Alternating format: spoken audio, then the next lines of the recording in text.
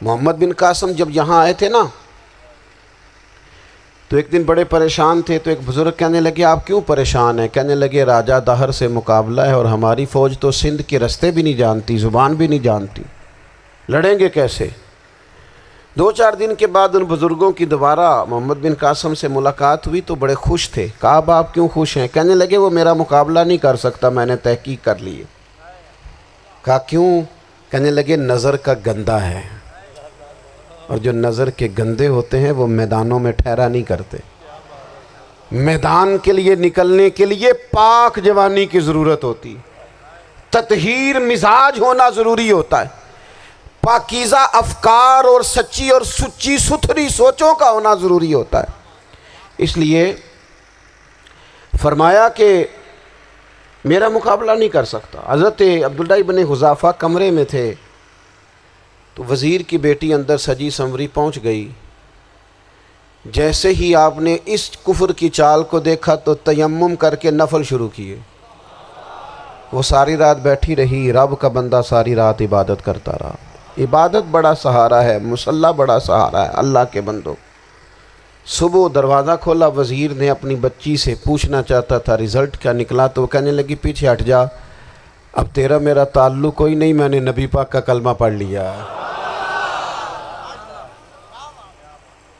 اس نے کہا میں نے بھی زمانہ دیکھا ہے، پر یہ کیا لوگ ہیں، کستوری کے بنے ہوئے، سندل سے دھلے ہوئے، کہ میں ساری رات کمرے میں رہی اور 100 اور 1000 آدمی جس جوان کا مقابلہ نہ کر سکے، اتنا طاقتور جوان کمرے میں رہا اور اسے نظر اٹھا کے نہ دیکھا۔ او کچا رنگ للاری والا جڑا چڑھدا تے لیندا رہندا ہے، اے عشق تیرے دا رنگ محمد چڑھیا پھر نہیں لیندا۔ سبحان اللہ۔ میں کہا ایک دفعہ نظر اٹھا کے نہیں دیکھا، کمال ہو گئی۔ اتنے بڑے لوگ، اتنی بڑی سعادت مندی، فیروز بختی، معاملہ فہمی حد ہو گئی۔ اللہ اکبر۔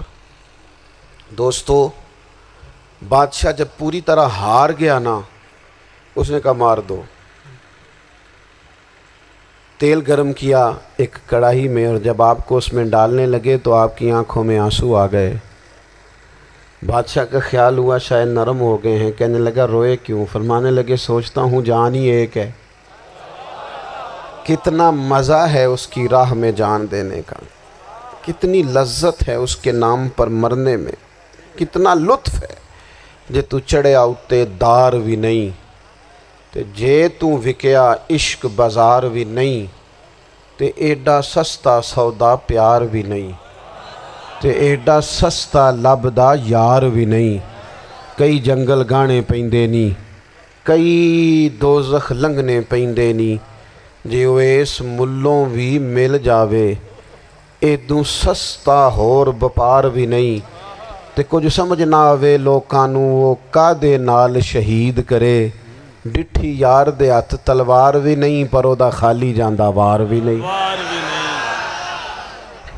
کہنے لگے ایک جان ہے نا، تو دل کرتا ہے ہزاروں ہوتی تو ایک ایک کر کے محبوب کے نام پہ قربان کرتا، جب میرے پاس ہے ہی ایک، کروں کیا؟ حضرت عبداللہ ابن حذافہ رضی اللہ تعالیٰ عنہ جب روئے اور بادشاہ نے یہ بات سنی تو بادشاہ اٹھ کے کھڑا ہو گیا، سارے وزیروں مشیروں کو کہنے لگا تم نے کہا تھا نا بندہ ضائع کرنے والا نہیں، یہ بھی ضائع کرنے والا نہیں۔ کہنے لگا میرا ماتھا چومو، تم جیسے لوگوں کو قتل نہیں کرنا چاہیے، آزاد کرنا چاہیے۔ عزیز اپنی زندگی سے نا یہ بہت زیادہ ہرس، ہوس، طمع، اور یہ کسی بات کی بھی ہو، ہرس صرف پیسوں کی نہیں ہوتی ہے، شہرت کی بھی ہوتی ہے، یہ بیماری انسان کو اقتدار کی بھی ہوتی ہے، تعریف کی بھی بیماری ہوتی ہے، یہ سارے نقص ہوتے ہیں لوگوں کو، اور معاذ اللہ بعض جبوں کبوں کے اندر بھی ہوتے ہیں، وہاں بھی پنپتے۔ اپنی زندگی جب تک اس سادگی میں نہیں لاؤ گے جو رسول پاک نے عطا فرمائی ہے، جب لوگ آسانیوں میں پوری طرح الجھ گئے تو پھر وہ دور ہوئے اور کفر چڑھ گیا۔ دوسری بات، اللہ کے محبوب صلی اللہ تعالیٰ علیہ وسلم کی محبت ہم سے تقاضا کرتی ہے کہ ہم اس مشن کے لیے کام کریں جس مشن کے لیے رسول پاک نے کام فرمایا ہے۔ ہم سارے کام بڑی مضبوطی سے، سوچ سمجھ کے، تدبر سے، حکمت سے، تقاضوں کو مد نظر رکھتے ہوئے کرتے ہیں سارے کام۔ دین کے کام میں ہمارا مزاج نہیں ہوتا، او ہو جائے گا جی، آپ بسم اللہ پڑھیں جی، شروع کریں جی۔ آپ تقاضوں کو سمجھیں، چیزوں کو دبائیں نہیں، چیزوں پر غور کریں۔ کسی کے ذہن کی سطح پر سوال ابھرتا ہے، اس کا تسلی بخش جواب دیں۔ اپنی زندگی میں دین کے کام کے لیے اپنے آپ کو وقف کریں، اور دین کے کام کے بہت سارے پہلو ہیں۔ ہزاروں لوگوں کو قرآن پاک ٹھیک پڑھنا نہیں آتا، ہزارہا لوگ ہیں جو قرآن مجید کے مطالب سے آگاہ نہیں ہیں، دین کی بنیادی ضروریات سے لوگ نابلد ہیں۔ میں آپ کو کس طرح یہ بات سمجھاؤں کہ ہزاروں کی تعداد میں طلاقیں اس لیے ہوتی ہیں کہ مردوں کو طلاق کے مسئلے نہیں آتے، انہیں پتہ نہیں ہے کہ مجھے حقوق زوجین کے معاملے میں کیسے چلنا ہے۔ ڈھیر سارے گھروں میں تباہی اس لیے ہے کہ تربیت اولاد کا دینی منہج ہمیں نہیں پتہ۔ اپنا حصہ ملائیں دین کے کام میں۔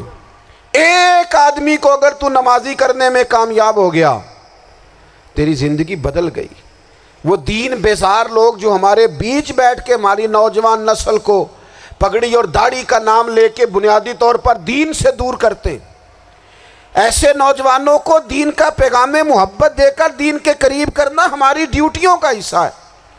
ہمیں ذمہ داری کا احساس کرنا پڑے گا، ہمیں یہ خاص قدم اٹھانا پڑے گا، توجہ دینی پڑے گی۔ مساجد، مدارس، میں آپ سے عرض کروں، اتنی ڈٹ کے مخالفت ہوتی ہے نا مدرسوں کی، اتنی ڈٹ کے۔ میں ادارہ چلاتا ہوں، اس کے چلانے میں جو مشکلات ہیں وہ تو ہم بتا نہیں سکتے آپ کو، اس لیے کہ میری قوم، میرا اس قوم سے تعلق ہے جو نعت خواں امیر کرنا چاہتی ہے، مدرسے نہیں۔ ہاں، نقیب خطیب پیدا کرنا چاہتی ہے، شعر و شاعری کی زندگی کو پروان چڑھانا چاہتی ہے۔ فقط ہمارا ان لوگوں سے تعلق ہے جو لاکھوں کروڑوں روپیہ محافل پہ لگائیں گے، اور قاری صاحب بیچارے اگر مسجد کا کوئی ہونے والا کام کسی وقت بتا دیں گے تو وہ بڑی مشکل آ جائے گی ان کے لیے۔ یہ کیسے ہو سکتا ہے، آپ نے یہ ڈیوٹی بتا دی۔ مدارس، اور جتنا اہم رول دین کو پھیلانے میں مدارس اسلامیہ کا ہے، اتنی زبردست، لوگوں کا خیال ہوتا ہے میری طرح کے لوگ شاید کام کرتے ہیں، ڈیوٹی کرتے ہیں۔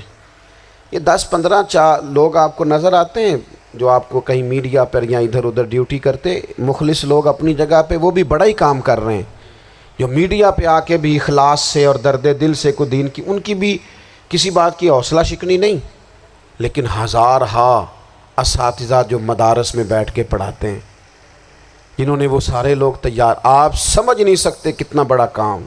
حفظ کا استاد جو ہوتا ہے نا، اس کی ڈیوٹی 24 گھنٹے ہوتی ہے، فجر سے پہلے، اور اس نے بچوں کو اٹھانا ہے۔ تنخواہ تو ہم انہیں دینا نہیں نہ چاہتے جی، تنخواہ نہیں دئی دی انہوں نے، ہمیں مولوی امیر نہ ہو جانا۔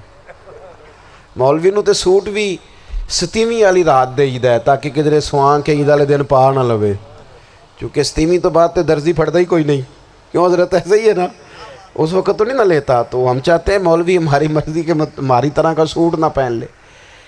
مدارس کی مضبوطی، آپ یہ دیکھ لیں، یہ صلاح الدین ایوبی کا تعلق بھلا کس چیز سے تھا؟ غوث اعظم کے مدرسے سے۔ حضور غوث اعظم کے مریدوں کی جماعت اس کے ساتھ شامل تھی۔ کون لوگ تھے جنہوں نے مدارس سے فیض پایا؟ رازی اور غزالی، حضور غوث اعظم، خواجہ اجمیر، یہ سب لوگ مدارس کے لوگ ہیں۔ کمزوریاں ہیں، غلطیاں ہیں، بہت ساری چیزوں کی اصلاح کی ضرورت ہے، لیکن یہ دین کا بہت بڑا قلعہ ہوتا ہے مدرسہ، لیکن اس کی مخالفت کی جاتی ہے۔ مجھے بتائیے، اگر مدرسوں میں کمزوریاں ہیں تو کالجوں یونیورسٹیوں میں نہیں ہیں؟ ہم نے کبھی مخالفت کی ہے بند کر دو سارے؟ لیکن لوگوں کا جب خیال آتا ہے، جب ہمارے ایک سابقہ وزیر صاحب تھے، سر راہ کسی دعوت میں میری ان سے ملاقات ہو گئی تو انہوں نے کہا مدرسوں کا کردار کیا ہے آج کے ماحول میں؟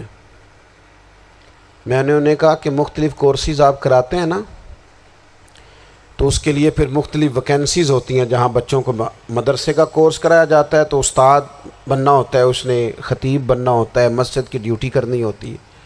میں نے کہا آپ بالکل کوئی حکومت سرپرستی نہیں کرتی، لیکن اللہ کا فضل ہے، کبھی آپ نے حکومت سے سنی ہے جس میں جمعے والے دن مولوی نہ ملا ہو؟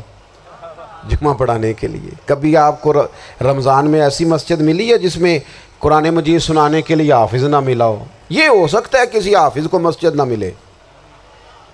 تو مدارس کے ذمے جو کام تھا مدارس نے جم کے کیا ہے اور ڈٹ کے کیا اللہ کے فضل سے۔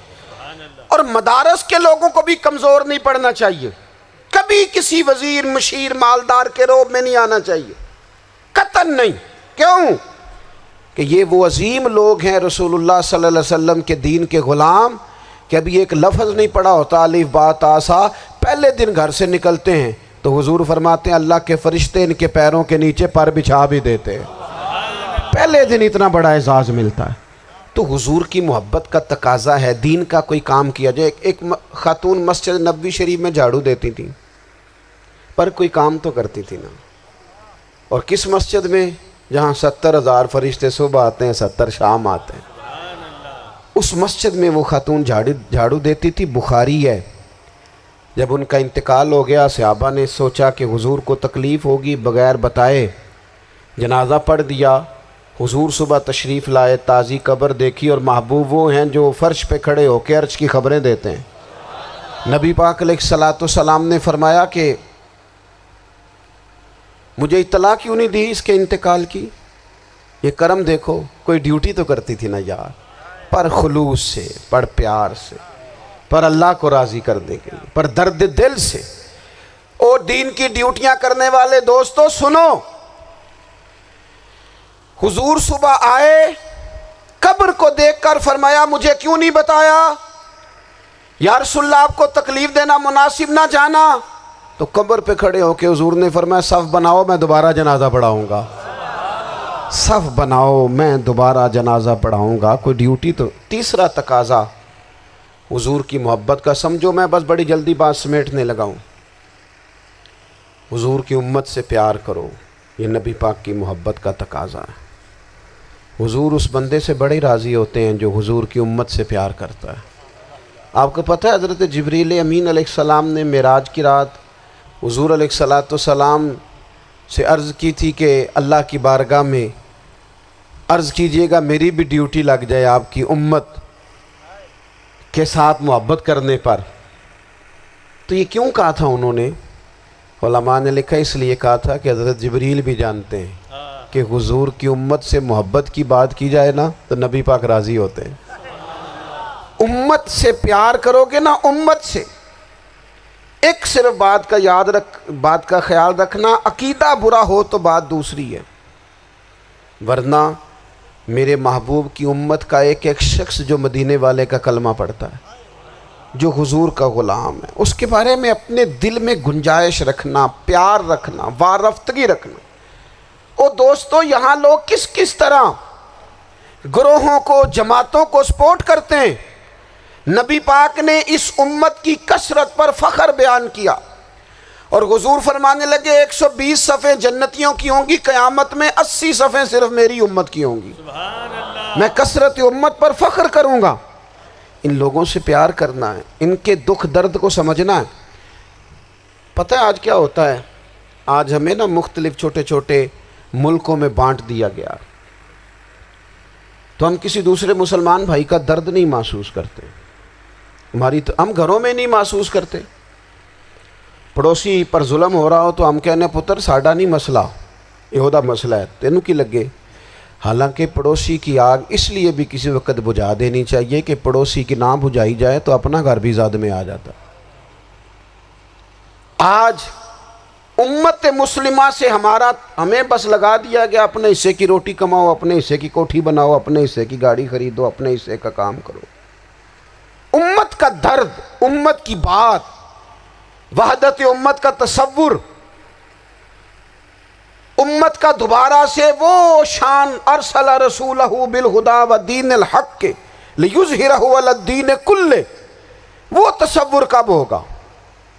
اس وقت ہوگا جب ہم بات امت کی کریں گے۔ نبی پاک علیہ السلام نے فرمایا مسلمان کی مثال ایک جسم کی طرح ہے، جسم کے ایک حصے کو تکلیف ہو تو سارا آزمائش میں آ جاتا ہے۔ مجھے بتاؤ یہ انگلی درد کرتی ہو، یہ انگلی جسم کا حصہ ہے نا، تو میرا خیال ہے دماغ یہ کہہ دے گا کہ انگلی کی درد ہے نا مینوں کی لگے، دل کہہ دے گا کوئی نہیں ٹینشن لینے، انگلی کا مسئلہ ہے نا. ایسا نہیں ہوتا، بلکہ جب انگلی میں درد ہوتی ہے تو دماغ منصوبہ بندی کرتا ہے کہ اس کا علاج کیسے ہو سکتا ہے. دل پریشان ہوتا ہے، پیر چل کے جاتے ہیں، ہاتھ وہ دوائی وصول کرتے ہیں، دانت اسے چبا کر، حلق اسے نگل کر، معدہ اسے ذخیرہ کر کے جسم میں پھیلاتا ہے، پھر جا کے انگلی شفا پذیر ہوتی ہے. ایک حصے کو درد ہو تو سارا حصہ کام پہ لگ جاتا ہے. اسرائیل اگر تکلیف دے رہا ہے فلسطینیوں کو تو ہونا چاہیے تھا نا بعض مسلمان حکمرانوں کو نیند نہ آتی، وہ درد دل محسوس کرتے. ہونا چاہیے تھا نا کہ بعض لوگ یہاں ہم کیا کرتے ہیں بھلا بیٹھ کے. اب تو مجھے بعض چیزوں سے کوفت بھی ہونے لگا. ہم دیتے ہیں بیان، مذمت. آپ کے بیان دینے سے کیا ہوگا؟ فلانے نے بھی بیان دے دیا، فلانے نے بھی کلپ دے دیا. یہ کیا کر رہے ہیں؟ یہ تو آپ زندہ رہنا چاہتے ہیں. وہ جس طرح آج کل ہمارے ہاں بہت ساری چونکہ جماعتیں ہیں تو کشمیر ڈے آتا ہے نا تو مل کے ریلی نہیں نکالی جا سکتی، سوال نہیں پیدا ہوتا، کیونکہ ہمیں جماعتوں کو زندہ رکھنا ہے. اس جماعت کی خبر الگ لگنی چاہیے، اس جماعت کی خبر الگ. تو ایسے کوئی انقلاب آئے گا؟ یاد رکھنا امت کو پوری کو ایک طاقتور آواز بننا پڑے گا. ہمیں تھوڑا تھوڑا اوپر اٹھ کے سوچنا پڑے گا. خدا را اللہ تعالیٰ مجھے معاف کرے اگر کوئی بات میں سطحی کر رہا ہوں. دل کی گہرائی سے عرض کرتا ہوں اب تو بڑا سخت وقت آ گیا. اب چونکہ اب تو کیمرے کی آنکھ آئی ہے تو وہ زخمی بچے دیکھے نہیں جاتے، وہ تڑپتی مائیں دیکھی نہیں جاتی، وہ سسکتی اور آواز دیتی بیٹیاں سنی نہیں جاتی. وہ آوازیں ایسی ہیں جیسے وہ رات کے سناٹوں میں چیخیں بن کے لوگوں کو جگایا کریں گی. خدا را کچھ جرم ایسے ہوتے ہیں جن کی سزائیں بڑی سخت ہوتی ہیں، جن کی معافی بڑی مشکل سے ہوتی. اپنے اندر جذبہ ایمانی پیدا کریں. اور میرے دوستو بستر پر بھی تو لوگ ماری جایا کرتے ہیں نا. اپنی زندگی رسول اللہ صلی اللہ علیہ وسلم کے دین کے نام کرو. جذبہ جہاد، شوق شہادت اور عشق رسول، یہ عناصر ہیں جو امت مسلمہ کو پیروں پر کھڑا کریں گے. 2 منٹ کے لیے سوچو، امت اگر اسی طرح کٹتی رہی، پریشان رہی، دکھتی رہی اور باری باری کر کے. اقبال نے کیا کہا تھا؟ اس نے کہا تھا وطنوں میں، انہوں نے کہا تھا کہ ان تازہ خداؤں میں بڑا سب سے وطن ہے، جو پیرہن اس کا ہے وہ مذہب کا کفن ہے. تو اقبال ہم کیا کریں؟ کہنے لگے بازو تیرا توحید کی قوت سے قوی ہے، اسلام تیرا دیس ہے، کیونکہ تو مصطفی ہے. تو بحیثیت مسلمان سوچنا شروع کر، بحیثیت مسلمان. اور یوں تو سید بھی ہو، مرزا بھی ہو، افغان بھی ہو، تم سبھی کچھ ہو، بتاؤ کہ مسلمان بھی ہو. تمہارے اندر کہیں سے کوئی مومن بھی بولتا ہے کہ نہیں؟ علاقائی تعصبات اور ملکی سرحدوں میں قید ہو جانے والوں، تم ایک نبی کی امت ہو. کیوں نہیں سمجھتے جب کشمیر کی بیٹی روتی ہے تو مدینے والے محبوب پاک علیہ السلام کی امت کی بیٹی روتی ہے، جب فلسطین کی بیٹی روتی ہے تو امت کی بیٹیاں روتی. خدا را کچھ درد دل اپنی طبیعت میں پیدا کریں. میں حکمرانوں کی بات نہیں کرتا، میں تو عام لوگوں سے ایسے تبصرے سنتا ہوں جو نہیں کرنے چاہیے. اور نہیں جی نہیں، دوسرا رخ بھی دیکھو. عام آدمی اٹھ کے، عام لوگ بھی یہ خطرناک سوچیں اور ان سے خوفناک نتائج برآمد ہوں گے. تو 3 باتیں میں نے آپ کی خدمت میں عرض کی ہیں. ایک تو کوشش کریں اپنی زندگی کے اندر کہ زندگی کو سادہ کریں. پیسہ ضرور کمائیں لیکن پیسے سے پیار نہ کرو، پیار تو مدینے والے رسول سے کرنا. دولتیں، ہرس، ہوس، طمع، ان سے باہر آؤ. اور دوسری گزارش آپ کی خدمت میں یہ عرض کی ہے کچھ نہ کچھ دین کا کام، اور اس میں بھی شہرتوں سے بچتے ہوئے، تصویروں سے بچتے ہوئے. میں ہر محفل میں شاید کہتا ہوں میری فوٹو آ رہی ہے اور لائیو آ رہا ہے اور فلاں ہو رہا ہے، لیکن اس محفل کا خوبصورت انسان وہ ہے جو سب سے پیچھے بیٹھا ہے. وہ کسی فوٹو کے لیے نہیں آیا. اور میں ڈھیر سارے لوگ دیکھ رہا ہوں، یہ جو آگے بیٹھ جاتے ہیں بعض اوقات 5، 7، 10 لوگ، یہ بڑی تصویر سازی کرتے ہیں، لیکن جو پیچھے بیٹھے ہوتے ہیں جو پیچھے بیٹھے ہوتے ہیں ان کی کوئی فوٹو نہیں آتی، اور میں نے بہت سارے لوگوں کو دیکھا ہے کبھی موبائل کو ہاتھ بھی نہیں لگاتے، لیکن جن کے لیے آئے ہیں انہیں تو پتہ ہے نا کون کون آیا ہے، اور کچھ دین کے لیے کریں۔ اور تیسری گزارش آپ کی خدمت میں یہ ہے کہ امت بن کر بھی ضرور سوچیں، اور امت کے دکھوں کا مداوع بھی کریں، اور امت مسلمہ کا درد بھی اپنے سینے میں ضرور محسوس کریں۔ اللہ تعالی ہماری اس بزم کو جی ایک بات اور سن لیں جی، نبی پاک علیہ الصلاۃ والسلام نے ارشاد فرمایا، لائیں جی، حضور سید عالم علیہ الصلاۃ والسلام نے ارشاد فرمایا کہ جب تک بندہ اللہ کے بندوں کی مدد میں رہتا ہے نا، اللہ بھی اس کی مدد کرتا رہتا ہے۔ یعنی اگر آپ امت کے لیے سوچتے ہیں، کوئی امت کے لیے فکر پیدا کرتے ہیں، کچھ امت کی سوچیں لاتے ہیں، تو اللہ بھی مدد فرمائے گا۔ اور یہ بات اچھی طرح یاد رکھیں، جب بھی بندہ کوئی ایسا کام کرتا ہے نا جو خالص اللہ کی رضا کے لیے ہو، تو رب کی مدد ضرور آتی ہے۔ وَلَقَدْ نَصَرَكُمُ اللَّهُ بِبَدْرٍ وَأَنْتُمْ أَذِلَّةٌ، تو یہ کام کریں گے تو اللہ کی مدد بھی آئے گی۔ اللہ توفیق عطا فرمائے۔ وَمَا عَلَيْنَا إِلَّا الْبَلَاغُ۔ مصطفیٰ